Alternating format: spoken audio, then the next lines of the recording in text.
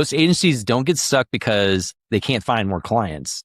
They get stuck because they're solving yesterday's problems. So today, we're going to share the 5 biggest shifts every agency has to make to go from 10K to 50K. Let's get started.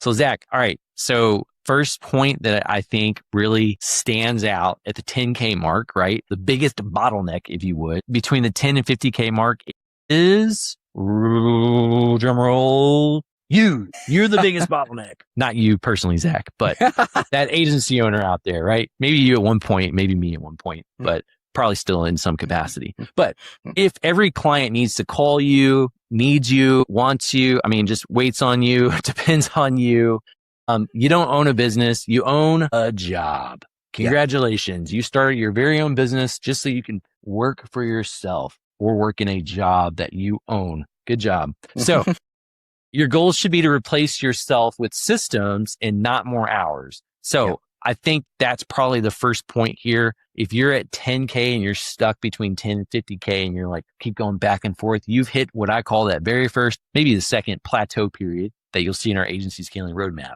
Zach, I know you got thoughts on this. Go. So many. So here's what I notice a lot of the time. I notice agency owners who are hovering between, like 30, 40, 50K in monthly recurring revenue. I notice that they've hired specialists. Usually they've hired a couple of either vendors, contractors, or sometimes full-timers, part-timers to do the work, whether they've hired Google ad specialists or they've hired Facebook ad specialists, or they've hired web dev, or they've hired an SEO guy, whatever, right?